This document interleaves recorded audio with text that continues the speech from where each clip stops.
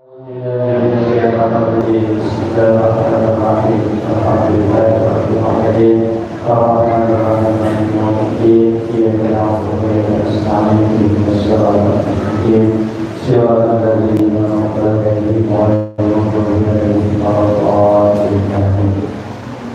Ibu hadirin jemaah sekalian, mari kita dengarkan tausiah dari keterangan kita dan silakan untuk mendengarkan apa-apa yang menjadi isi dari ceramah ini kepada yang kami muliakan Abdul Rasid silakan.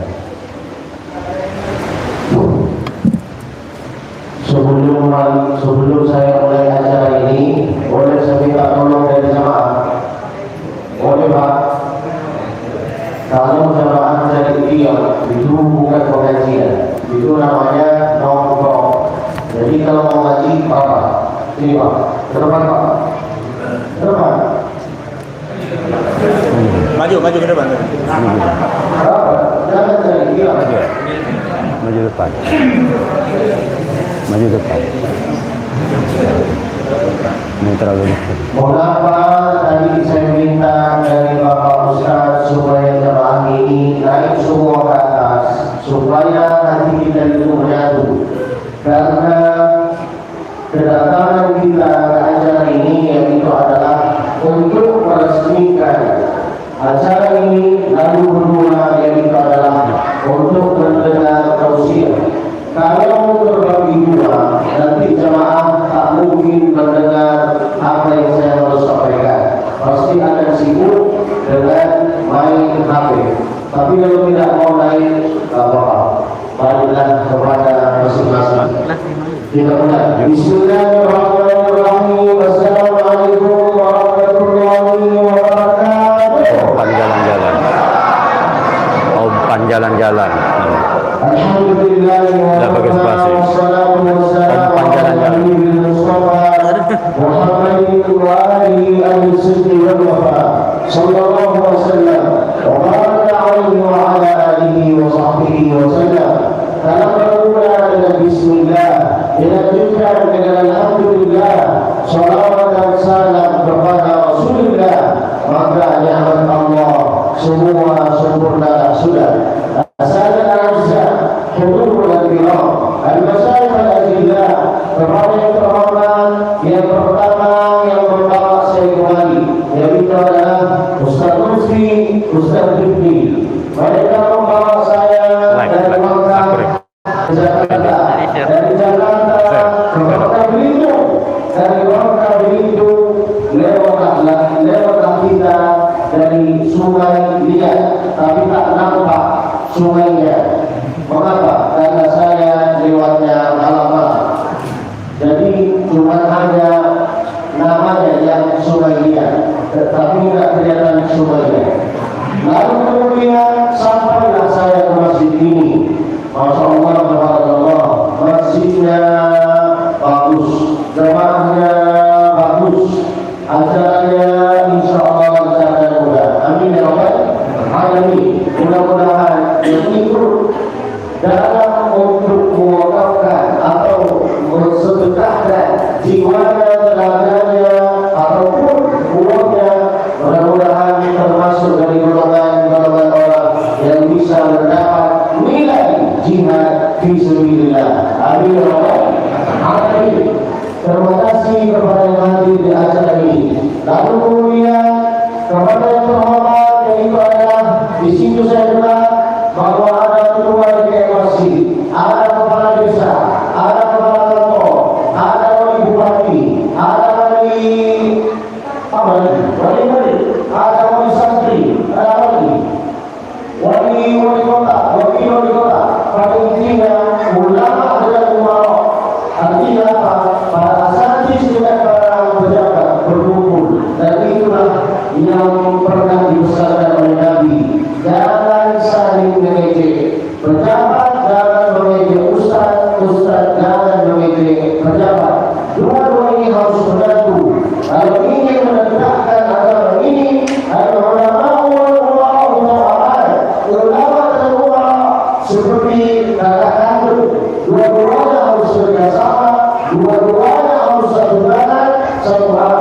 supaya apa?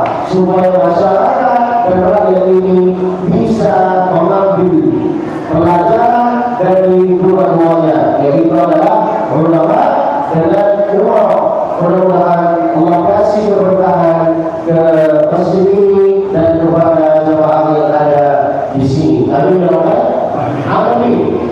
Saya sangat terharu datang ke program hidup ini. Mengapa? Karena saya sudah sering keliling Indonesia. Namun Bangka Belitung yang paling berkesan bagi saya. Mengapa?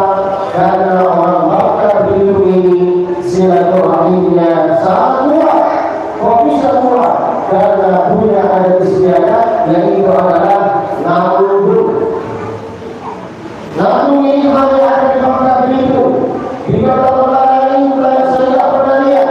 Jambi, Palembang, pada Alam, Lampung tidak pernah lihat. Di masjid-masjid yang lain selalu sebelum saya isi acara orang bilang silakan Ustaz. Kalau di sini tak dipersilakan. Jadi jadi silaturahmi orang Bangka Belitung ini kuat dan mudah-mudahan insya Allah ada istiadat ini yang atas nama kamu ini insya Allah sampailah kepada keturunan cucu-cucu kita. Amin ya Rabbal alamin. Maaf saya tak hafal nama-nama yang tadi disebut di bawah, tapi saya ingatkan yang besar tak diperbelah, yang kecil tak disebut nama. Mudah-mudahan Bapak Bupati, Bapak Wali Kota, ataupun wakilnya, Ustaz-Ustaz, ataupun TNI, ataupun ibu-ibu, semua yang ada di sini insya Allah dimuliakan oleh Allah Subhanahu wa Ta'ala. Amin ya Rabbal alamin.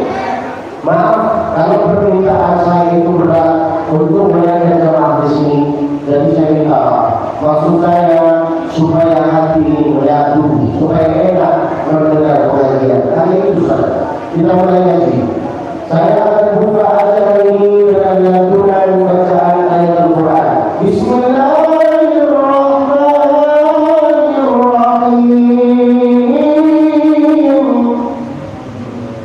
Kalau orang ngaji, minta tolong jemaahnya harus respon dengan istilah Allah. Jangan hanya tengok saya ini. Itu tandanya ngantuk.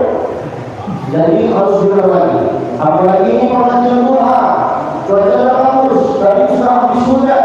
Kalau sudah ada hujan, usahakanlah bapak-bapak berdoa supaya bisa mendapat presiden yang adil, hakim yang adil, pejabat yang adil, semua yang adil. Mengapa saya berkata ibu? Karena kondisi Indonesia sekarang tak baik, maka perlulah kita ini semua berdoa. Apa doanya?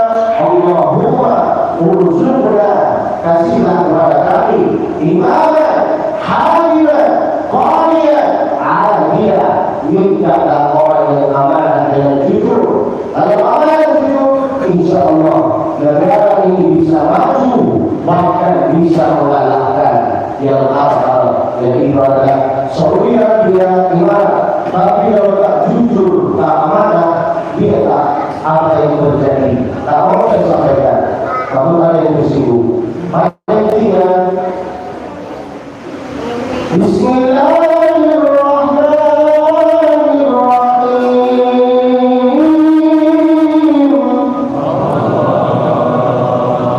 Itu suara orang yang banyak hutang. Alah, naiklah. Allah. Bisa Pak? Ya.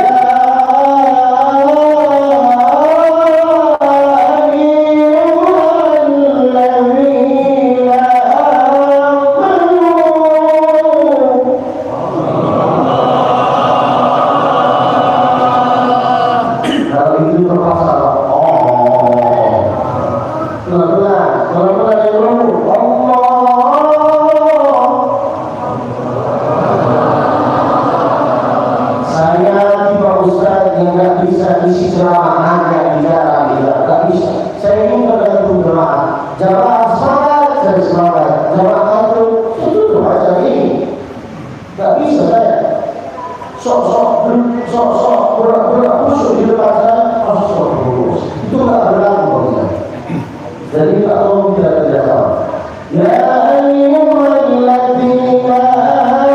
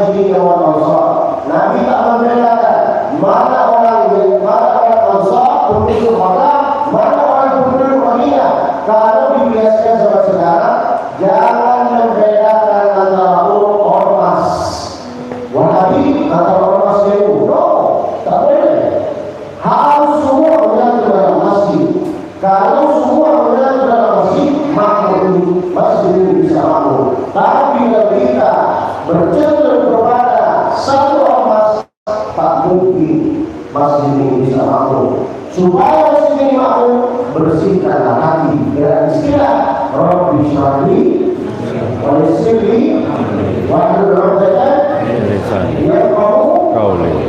Itulah kata cara memakmurkan masjid. Memakmurkan masjid ini bukan cuma hanya dengan lantai 2, lantai 3, mikrofonnya bagus, ada AC atau tidak AC. Enggak. Memakmurkan masjid ini di Indonesia, bukan di Indonesia, di mana pun berada. Jangan membedakan dengan ini dan ini, sama semua. Mengapa? Karena memang masjid ini tempat ketenangan dan kebahagiaan. Buktinya para sahabat berdua, kalau punya masalah mereka datang berjumpa dengan Nabi di masjid. Nabi bertanya kepada kita, ya Rasulullah, ya Rasulullah, ya Rasulullah, sehingga tak buka apa doanya? Kata Nabi Muhammad, mereka kepada kita, iya, baca doa ini, Allahumma ikfini birahmatika an haramika wa bidhahatika an nasihatika wa bifadlika amma siwa. Saudara, banyak orang yang lari dari masjid. Mengapa? Karena cenderung kepada satu ormas. Maka apa yang terjadi, ini benci ini. Tak ada fungsinya. Kita itu haji, umrah, sedekah banyak, amalannya banyak, tapi hati ini ya Allah, gelap, tak ada fungsinya. Maka minta tolong sesuai doa yang dibaca oleh Ustaz tadi, Rabbi syrahli sadri, lapangkan dadaku, wa yassirli amri, lancarkan urusanku, wasaini amri, mudahkanlah usahaku. Itulah supaya masjid ini makmur. Lalu kemudian supaya masjid ini makmur, maka bikinlah rumah tahfiz atau bikin halaqah tahfiz. Kami di Makkah, setiap masjid di Makkah, saya lahir di Makkah, belajar di Makkah, selesai insya Allah pun sampai mati pun di Makkah. Amin. Mengapa mereka ini ada kata sedikit? Kenapa? Kami di Makkah, setiap masjid ada halaqah tahfiz Quran. Dan di situ ada setiap masjid itu ada anak-anak umur masuk kayak gini yang ngaji di situ. Ada guru di situ dan guru di situ dikasih uang. Ini supaya tahu ya, karena yang dikira-kira di Indonesia. Guru di Makkah, guru ibtidaiyah, bapak tahu gajinya berapa? Gajinya 7.000 ya. Artinya 28 juta. Itu guru ngaji. Kalau jadi dosen, guru gajinya 12.000. Artinya berapa? 75 juta. Kalau ini negara ini maju, mulia adalah guru. Bukan pedagang, bukan mereka. Saya ingin merasa, tapi dia jujur. Bapak bisa kan belajar agama? Bisa. Tentu kan? Tentu kan? Bapak sibuk cari nafkah, terus siapa yang jadi anak? Guru. Maka kita tolong, guru ini termasuk dari bagian orang tua. Orang tua kita itu yang harus dianggap oleh kita sebagai orang tua yang lebih orang. Yang pertama, madrabbaka, orang tuamu. Yang kedua, mazawwajaka, mertuamu. Yang ketiga, man 'allamaka, guru. Tak percaya sama saya? Tanyalah orang tua zaman dulu. Orang tua zaman dulu suka memuliakan gurunya. Maka ibunya berkata, saya sangat menghargai keadaan ini. Ada Ustaz, siapa namanya Ustaz saya dulu? Ustaz siapa namanya? Darul. Ustaz Darul. Ada pun Masya Allah, salah satu bapak wakil bupati. Saya suka tata cara beliau tadi di bawah jadi sebagai apa beliau tadi? Paling tidak tata cara beliau bagus. Beliau kayak preman. Mana bapak ini? Mana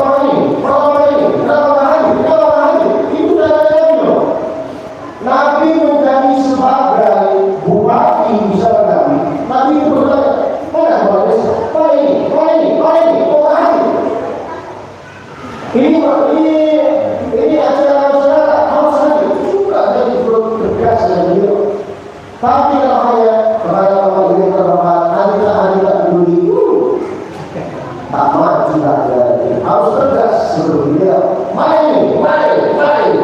Nah itulah caranya Nabi Sallallahu Alaihi Wasallam. Apakah beliau tegas karena benci? Enggak, supaya kita dekat dan akrab dengan masyarakat.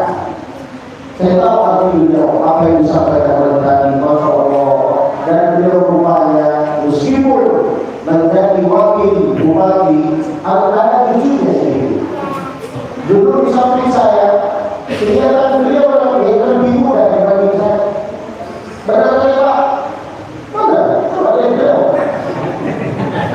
Tidak ada fungsi, tidak ada. Beliau, saya yang kelihatan lebih tua. Nah, kita doakan beliau mudah-mudahan sehat selalu. Panjang umurnya, banyak amalnya, banyak tanahnya, banyak bininya. Amin ya Allah. Amin. Kita doakan semua dari sini. Paling tidak Pak, kalau ingin negara ini maju, muliakan tiga ini. Pertama orang tua, kedua mertua, ketiga guru. Karena tanpa tiga ini, kami tak mungkin bisa jadi orang yang sukses. Karena orang yang sukses dalam kehidupan ini pasti dengan dua cara. Yang pertama, doa orang tua. Orang tua di sini termasuk orang tua dan guru.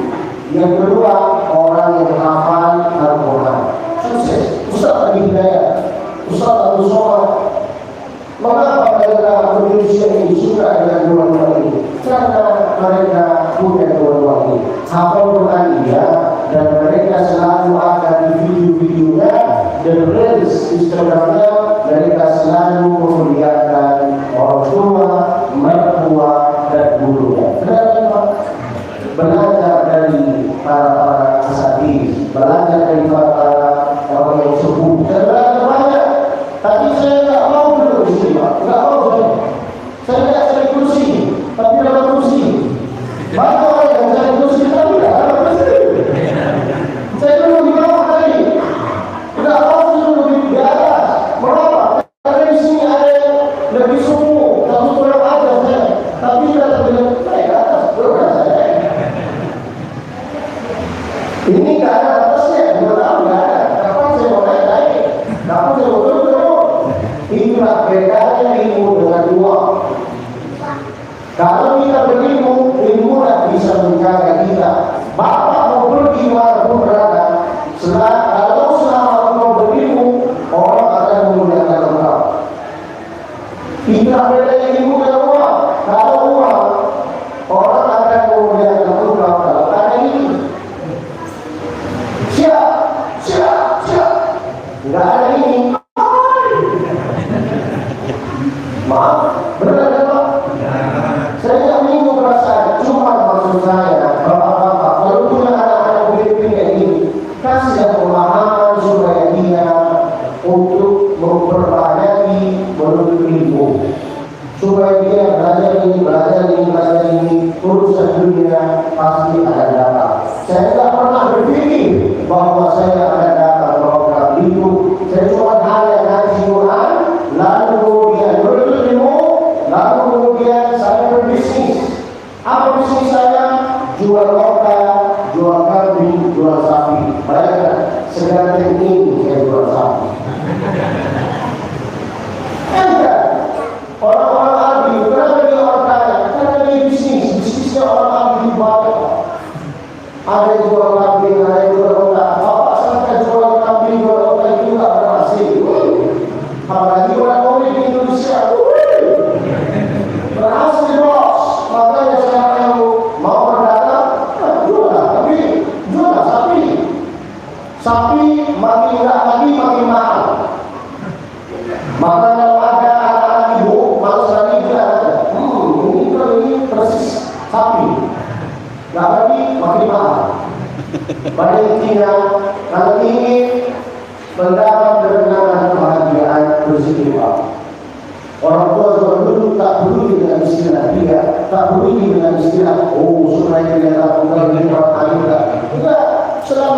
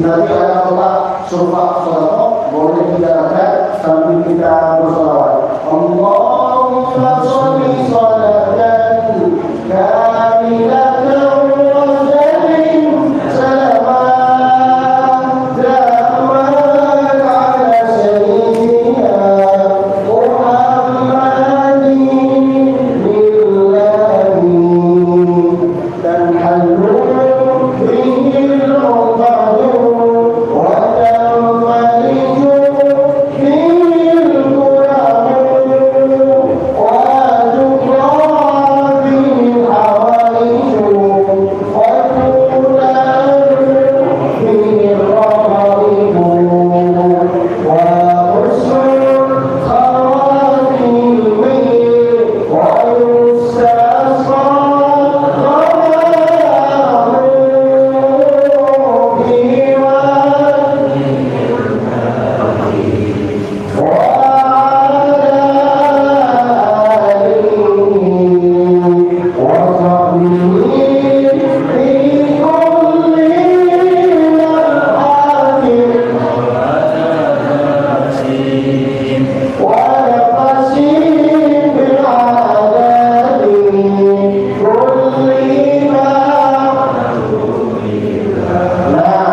fungsi sholawat apa? Dan handu bil uqadu. Apa artinya dan handu bil uqadu? Kalau di situ ada penyakit ingin Allah sembuhkan, maka dengan sholat. Apakah ada penyakit sekarang? Ada. Apa penyakit yang Indonesia sekarang? Apa yang terjadi? Benar kan? Dengan sholawat Allah bisa angkat penyakit yang terjadi sekarang. Sering-sering bersolawat.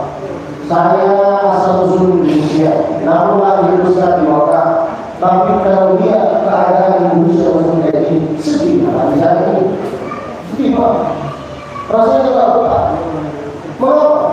Dua orang sering berdarah. Dan itu azab minim dari Allah.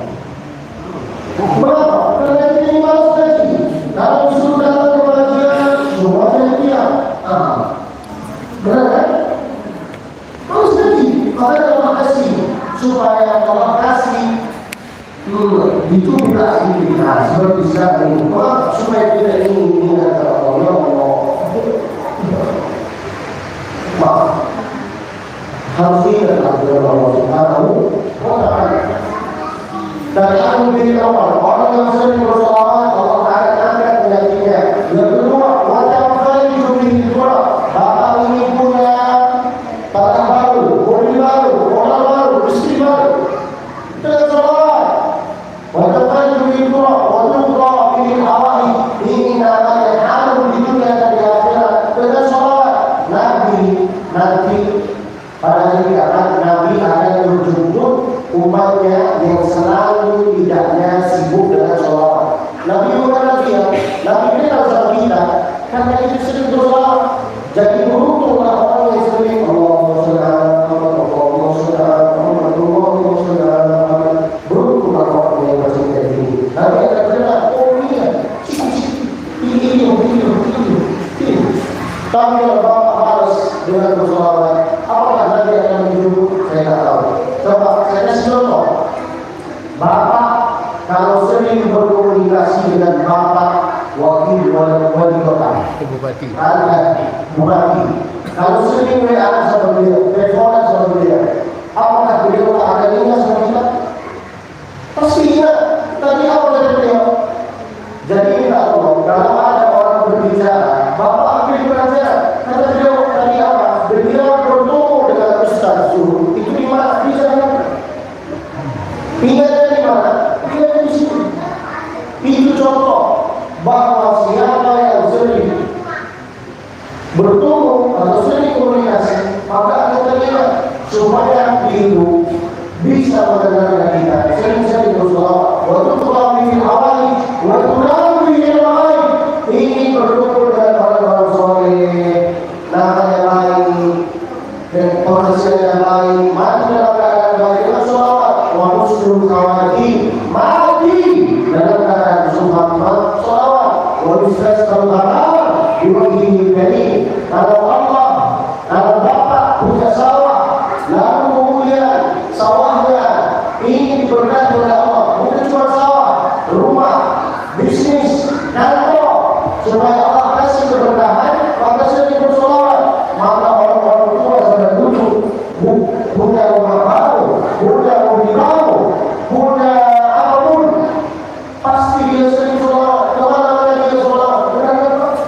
Inilah fungsi sering bersalah.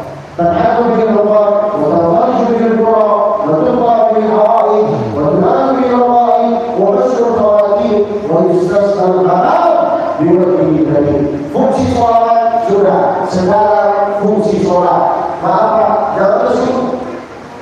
Ini banyak orang yang sholat sampai sekarang sholatnya bukan sholat, itu main. Ada dua orang yang sholat, tapi dua orang ini beda prinsip. Satu orang prinsipnya yang penting saya sholat, yang kedua prinsipnya sholat itu penting. Saya kasih contoh. Orang yang pertama yang prinsipnya hanya yang penting saya sholat, sholatnya seperti ini. Allahu Akbar. Alhamdulillah. Itu main loh. Main itu. Bagaimana sholat seperti ini? Sholat seperti ini aku tak terima. Bukan dari saya. Kata Nabi, Nabi lagi duduk di masjid, masalah orang sholat. Kata Nabi, irja, ulangilah sholatmu. Fasalli, ulangilah sholatmu. Fa'inna kalam. Sholat tadi. Mengapa? Karena sholatmu seperti ini. Dan inilah yang terjadi sekarang.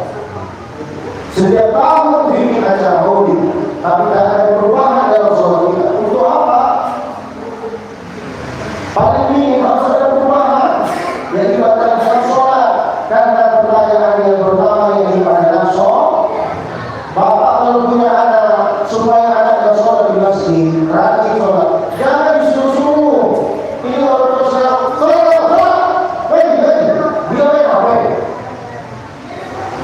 bisa kan? Tak bisa. Orang tua zaman dulu, kalau masa berkumandang,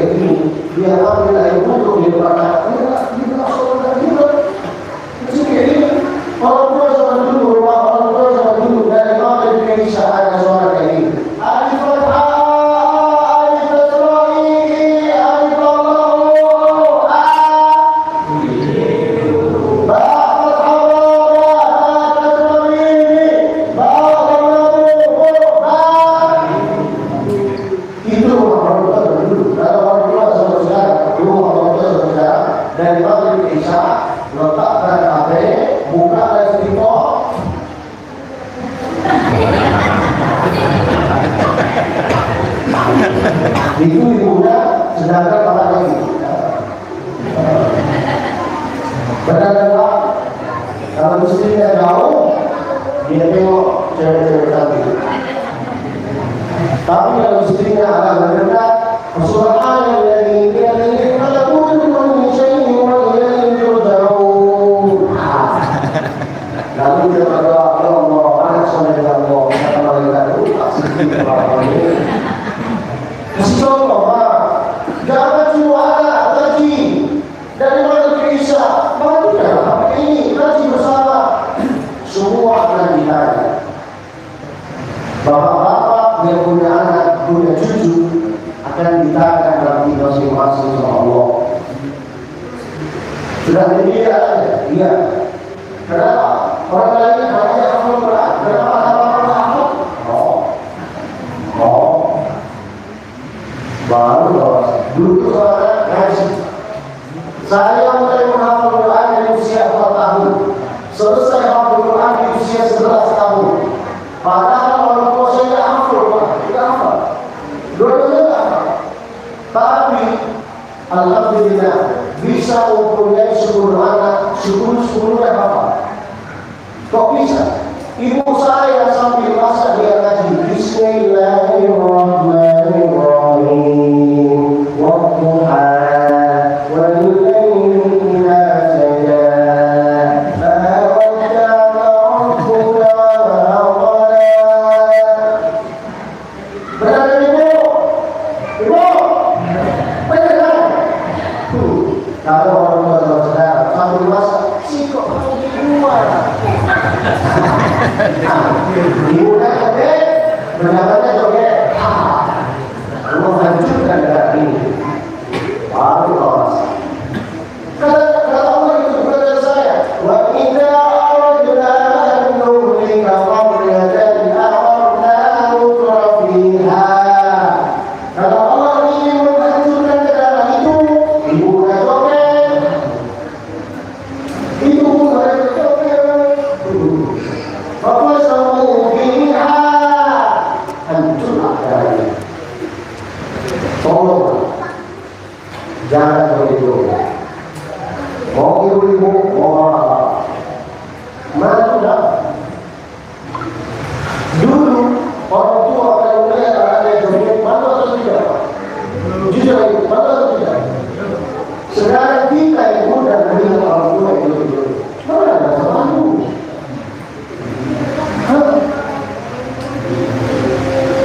Bang, memang agak baik yang saya bicarakan ini. Kelihatan dari muka apa? Tapi kalau saya tidak menyampaikan sebenarnya hidup kayak gini, bagaimana?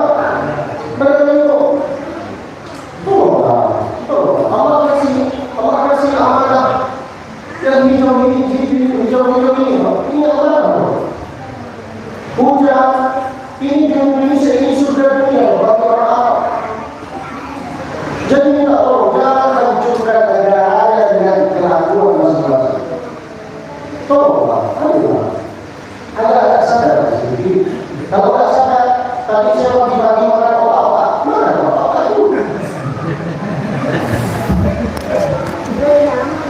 Ayolah, jangan. Bukan waktu yang lain itu. Malulah. Jangan malu sama diri sendiri. Masa orang tua kayak gini? Saya aja yang muda. Aduh, parah. Masa kayak gini jogetnya? Malulah. Paling tidak minta tolong. Ada orang yang prinsipnya yang penting sholat ini. Sholat itu tidak diterima. Tolonglah kalau tidak ada sholat. Ada orang yang kedua prinsipnya sholat itu penting. Nabi itu gimana sholat? Nabi itu kalau sholat, Nabi baca ayat demi ayat. Allahu Akbar. Alhamdulillahi Rabbil Alamin.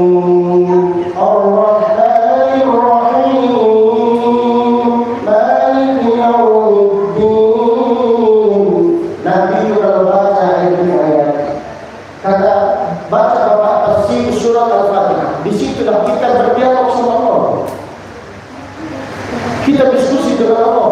Jadi kalau sholat yang kita itu hanya Allah, itu bukan sholat. Pelan-pelan. Kalau jadi imam, mikrofonnya jangan letakkan di sini. Sholatnya.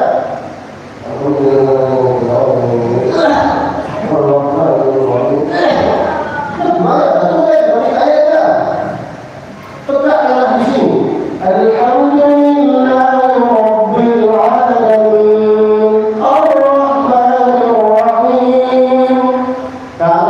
Kalau lagi sholat, sekarang banyak masjid-masjid, kalau mau sholat, suara luar matikan dengan alasan karena banyak yang terganggu. Orang yang terganggu dengan nafas Allah berarti dia itu dengan keras suaranya supaya setannya tersinggung. Orang yang terganggu dengan nafas Allah berarti giliran sholat suara luar dimatikan. Giliran ada acara pernikahan, jangan kau selamin. Suaranya sampai jalan raya. Gimana kalau enggak mau marah? Itu marah Allah. Cuma jangan sampai Allah kasih berupa. Ya. Allah kasih ujian dulu supaya kita hidupnya. Mengapa saya menyampaikan kayak gini? Karena orang yang pertama yang akan dihisap saya, orang pertama yang akan ditanya kami. Sini Pak. Engkau tahu kan tempat di sini ya? Kenapa tak sampaikan? Kenapa tak gini? Kenapa tak gini? Lihatlah Nabi Thamud, Nabi Saleh, Nabi Hud, Nabi Nuh, Nabi Ilyas, Nabi Idris, Nabi Musa. Yang pertama ditanya Nabi dulu. Baru masalahnya. Kalau ditanya semua, coba baca Al-Quran. Wa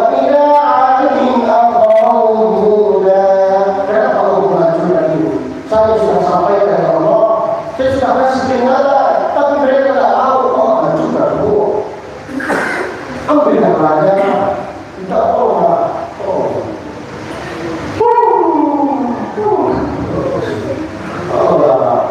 jangan main-main kalau sholat. Kalau sholat tak seperti Nabi. Makmum tak boleh mengaminkan sebelum imam. Siapa yang suka mendahului imam dalam ucapan amin, rukuk, sujud, salat, maka nanti mukanya bisa menjadi muka keledai. Tak boleh mengaminkan sebelum saya. Ghairil maghdubi alaihim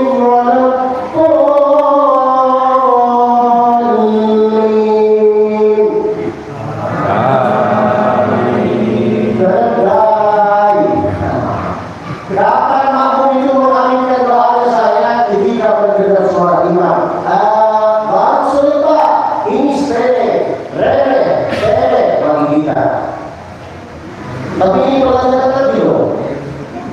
Kata Nabi, "Man wafaqa ta'minahu ta'mina imam." Siapa yang suara aminnya serta dengan suara imam, ghufira lahu ma taqaddama min dhanbihi wa ma ta'akhkhara. Dosa-dosanya dia diampuni oleh Allah. Kapan makmum mengaminkan? Ketika mendengar suara saya. Baru selesai. Ayo, latihan. Ghairil maghdubi alaihim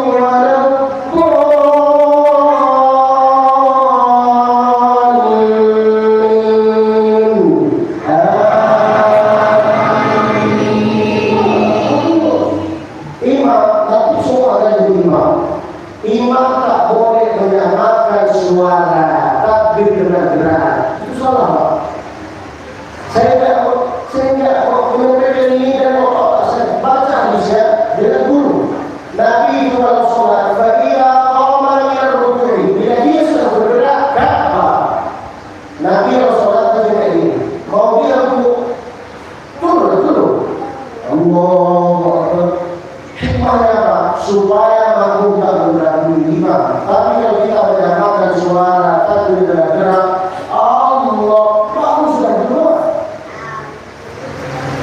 Mau sujud, turun. Nah, ini contohnya. Rumahnya sujud. Dulu. Allahu Akbar. Itulah sholat yang dikatakan oleh Nabi, sholatlah sebagaimana aku sholat. Itulah maksudnya. Dulu, baru baca takbir. Tak percaya kalau saya buka hadisnya, baca sendiri. Ada dalam kitab Al-Imam Al-Bukhari, fa'ila qama min ar-ruku'i, bila dia sudah bergerak kabar, baru baca takbir. Dan tidak apa-apa, saya tak menyalahkan Bapak, cuma saya menyampaikan sesuai judul pengajian. Jadi itu adalah peringatan tentang Maulid Nabi. Banyak ustaz-ustaz menyampaikan tentang sejarah, tapi saya tidak menyampaikan tentang sejarah. Saya menyampaikan tentang sifat. Nabi SAW bersabda, begitu Nabi kalau salam, Nabi kalau salam tidak salam seperti kita. Kita kalau salam asal-asal. Assalamualaikum. Nabi kalau salam dua pipi nampak kelihatan oleh makmum yang di belakang. Assalamualaikum warahmatullah. Assalamualaikum warahmatullah. Dan Nabi kalau berzikir, Pak, tak sama seperti kita. Kita kalau berzikir, ya Allah,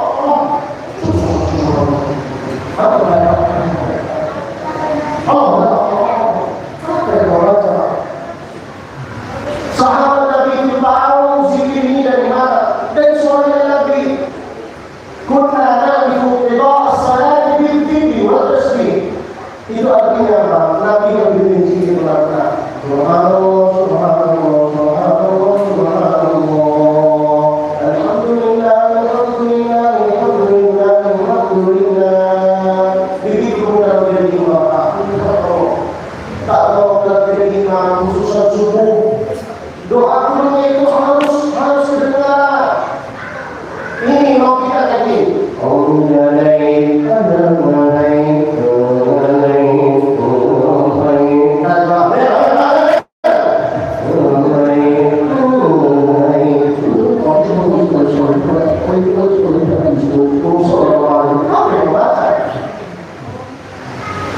Allahumma hdina fi man hadait.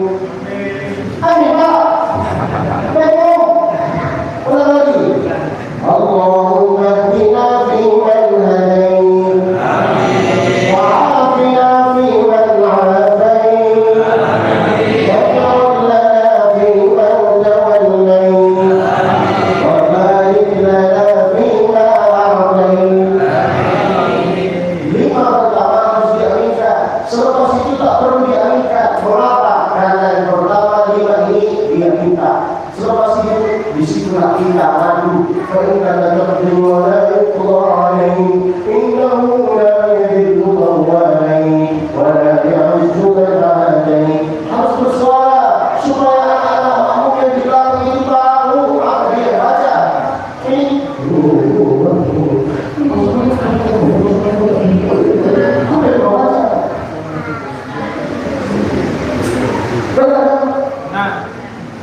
yang tuliskan begini. Terus ya, kalau enggak saya, maaf saya tidak menyinggung. Sholatlah sebagaimana Nabi sholat. Begitu pun Nabi kalau berdoa, Nabi itu kalau berdoa, posisi tangannya Nabi itu, bayangkan Nabi sudah di surga. Sampai Allah berkata, hal kasrah dan sabar. Allah akan kami surah. Wajah Allah kepada. Jangan dia masuk surga. Tapi dia kalau berdoa kayak gini. Ya Allah, Allahumma ghifna. Kita tak jadi masuk surga. Gimana caranya kita? Kapan Iya,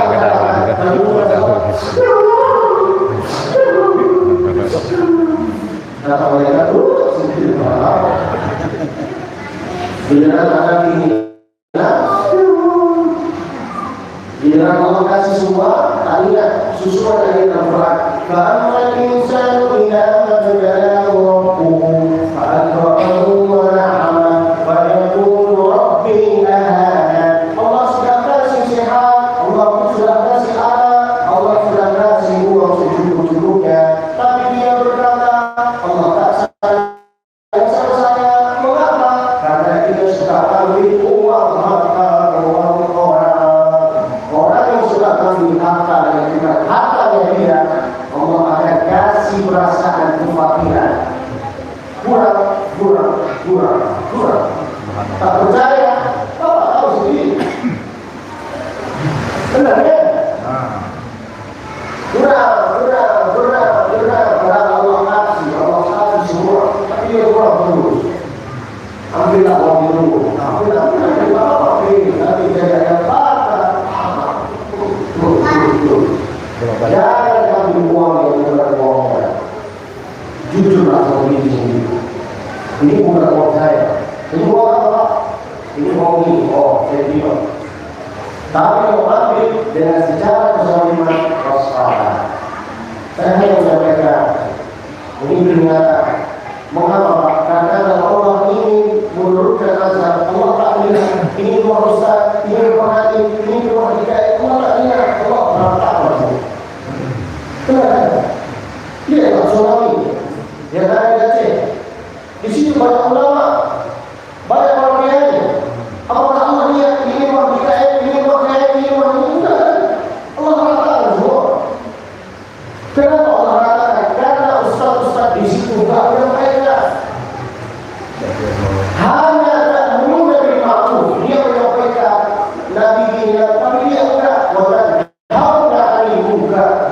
Sampaikan kepada jemaah. Jangan sampai melakukan kemudian ini. Tapi ini pun membantu saya ini. Misi kedua. Berkata. Fungsi sholat itu apa? Supaya menggugurkan dosa-dosa kita. Jadi bapak nanti punya anak, supaya anaknya rajin sholat. Jangan dikasih pemahaman. Sholat itu wajib. Kalau tidak sholat itu haram. Kalau haram itu harus neraka. Mungkin kayak gini. Kasih pemahaman. Fungsi kita sholatnya. Karena kita ini banyak dosa. Lalu Allah mengakui dosa kita itu melalui apa? Melalui sholat. Nabi berkata sendiri, kullama makin kalau rukunya kita, makin dari sebagai dosa-dosa kita. Sampai Maka Nabi berkata, "Lau anna ahlan di babi ahadikum." Andai di rumah bapak masing-masing ada sungai. Lalu bapak mandi di situ terus. Tunggu yang tersebut beri. Mandi terus di situ. Bapak mandi dalam sehari 5 kali.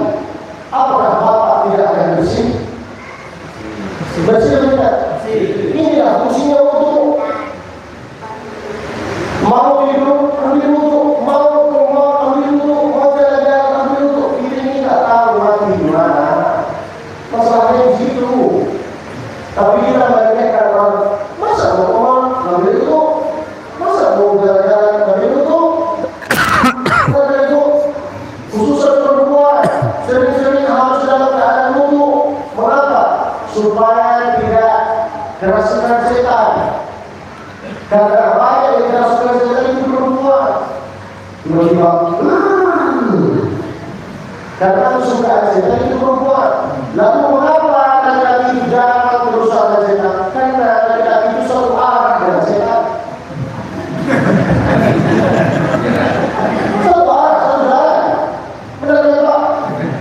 Karena kita, karena setan. Sama saya ibu, sama saya, sama saya, sama kau. Pahamilah sholat. Wudu bisa membersihkan kita dari dosa. Apalagi sholat. Kalau wudu benar-benar Allahu Akbar, Subhanallahil Azim, Subhanallahil Azim, Subhanallahil Azim. Begitu kita mau sujud, baca tasbih. Tapi kenapa kita itu bisa baca tasbih dengan cara tenang? Kalau ketika kawan kita yang ada di samping kita itu bersih. Maka Nabi berkata, khafus syawali, kumis gigi rapikan. Terlepas itu bulu yang ada di sini harus dipotong. Mengapa? Supaya kalau jumpa sama orang lalu. Karena banyak orang yang jumpa sama saya kayak gini. Assalamualaikum. Betul saya kira, mau tengok ini. Makanya Nabi itu berkata, setiap Jumat ini harus dirapikan. Begitu butuh yang ada di sini. Mengapa Nabi itu berkata bersihkan? Kalau masuk ke masjid bisa khusyuk dalam sholat. Allahu Akbar. Subhanallahil a'la wa bihamdihi. Subhanallahil a'la wa bihamdihi. Tapi kalau ketika kamu tidak, maaf sekali, gimana saja? Allahu Akbar. Allahu Akbar. Ini pelajaran Nabi. Fungsi sholat sudah, yang ketiga fungsi sodaqah. Banyak orang yang berkata sodaqah, itu. Karena apa? Fungsi sodaqah kita di dunia dimudahkan, di akhirat diselamatkan. Tidak ada ceritanya orang kaya ataupun orang miskin yang sering sodaqah dia makin apa bahasa? Justru kalau kalian orang yang makhluk yang banyak hutang itu yang banyak uang. Makin banyak uangnya, makin banyak hutang. Tapi kalau uangnya pas-pas, itu tidak enak. Orang kaya itu gimana? Orang itu yang bisa makan segala mana dia makan. Udah masuk, daging masuk, sapi masuk, ikan masuk, semua masuk. Tapi tak ada apa itu orang. Bapak kalau tahu ini orang kaya atau miskin, lihat kalau orang kaya bukan semua makanan dia masak. Dia juga kolesterol, dan kopi kolesterol. Benar tak? Tapi orang miskin semua masuk. Kira-kira bapak boleh orang miskin atau tidak? Tidak ada. Kalau saya mau dari orang miskin dalam artian tak punya hutang, tak punya ini, tak punya cicilan. Orang yang tak punya hutang, tak punya ini, tak punya cicilan, itu mereka pilihkan. Asal datang ke masjid, cari dia kayak ini. Tapi banyak orang kaya, mobil ada, rumah ada, alfa, naik mobil, duduk di kursi, sakit di sini. Sakit di sini, harus mau tidur, harus lupa. Bapak Nggak obat bapak ini. Pada intinya fungsi sedekah yaitu adalah di dunia dimudahkan, di akhirat diselamatkan. Allah punya keluarga di bumi ini. Siapa keluarga yang Allah berada di bumi ini yaitu adalah ahli Al-Quran. Saya akan kasih 5 pilihan. Ini 5 pilihan bukan dari saya, dari Nabi. Sudah selesai waktu saya. Nabi kasih 5 pilihan bagi orang yang mau jadi ahli Quran. Orang yang pertama, orang yang hafal Quran. Anak-anak ini, murid-murid ini, memori otaknya itu 500 GB. Dia bisa sekolah beda dengan bapak 16 GB. Itu lewat. Banyak rupanya, berani ingatnya. Berani apa? Coba begini, ayo begini.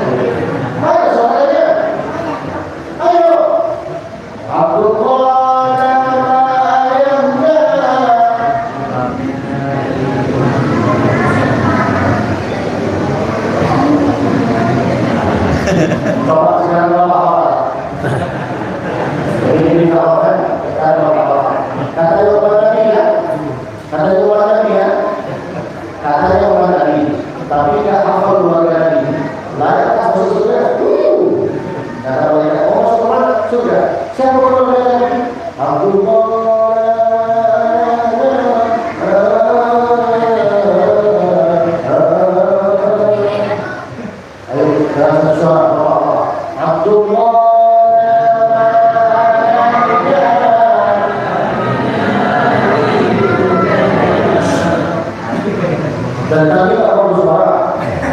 Abdul Muttalib. Powernya, kan gimana Abdul Muttalib jadi power? Kakek. Apa ya? Saya tunggu. Bapak nggak harus juga. Nggak hafal. Kalau ibu kalau nggak hafal, sudah hafal. Yang penting miskinnya berbeda. Halo, Abdullah.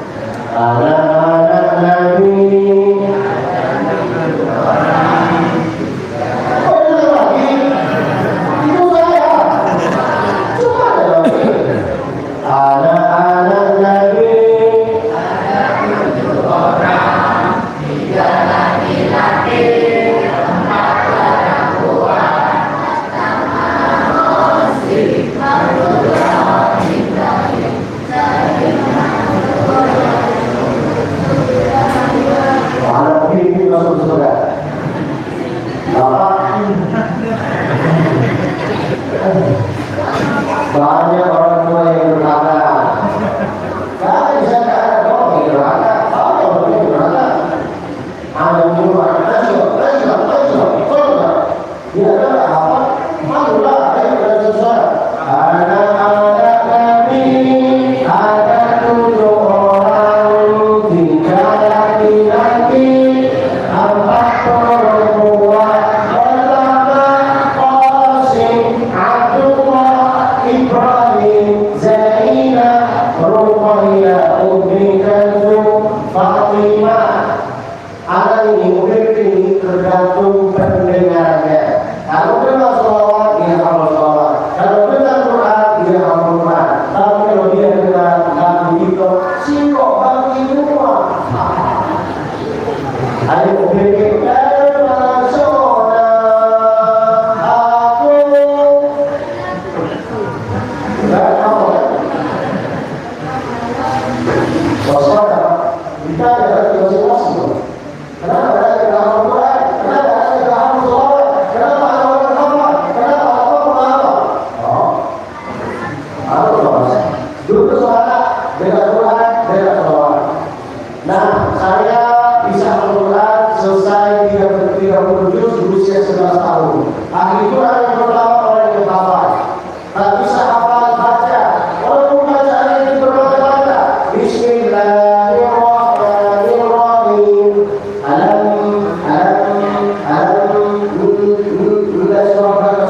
Satu huruf 10 kebalikan. Kalau Bapak mengulangi 3 huruf 3 kali, berarti berapa? 3 kali 3 berapa? 9 kali 10 berapa? 90. Ada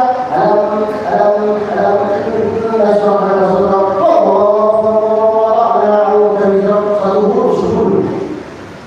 Bayangkan, Allah suka kasih promo, cuma kita yang malas ngaji. Kalau ada orang malas ngaji dengan alasan saya tidak ada waktu untuk ngaji, bukan tak ada waktu, Allah sudah malas selalu. Mungkin Allah tak perhatian. Orang kalau Allah kasih perhatian, otomatis dia suka, dia memperhatikan Allah. Pagi-pagi dia baca Al-Quran. Bismillahirrahmanirrahim. Yasin wal Qur'anil Hakim. Innaka laminal mursalin. Ala siratil mustaqim. Makanya ngaji. Tak bisa hafal, baca. Tak bisa baca, berbeda. Jangan dengar lagu-lagu dulu. Ini lagu Indonesia itu saya tak suka semua. Semua tak bagus lagu Indonesia. Kenapa? Isinya selingkuh dulu. Ada kan lagu Indonesia yang bagus juga? Ada. Semua selingkuh. Makanya kalau saya tahu, kalau anak-anak itu selingkuh. Jangan dengar lagu-lagu. Sekali-sekali dengar janji yang mana, tidak ada masalah.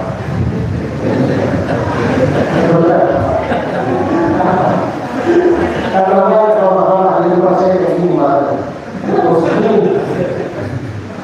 Tidak bisa hafal baca, tidak bisa baca mendengar, tidak bisa mendengar membantu. Ini Markas Penghafal Quran punya program menghafal Quran dan belajar penggunaan dan belajar bahasa Indonesia. What can I do for you? What do you pray? What are you praying today? Whose is this? What is your name? How are you? What do you want? What are you doing now? Bayangkan, bahasa Inggris bisa, komputer bisa, hafal Quran. Program ini gratis. Gratis, tak perlu bayar. Mereka sudah bangun 3 lantai. Di situ ada satu yang belajar. Dapat uang dari mana? Dari masyarakat, dari jemaah. Ustaz, saya ini tak hafal Quran, tak bisa baca.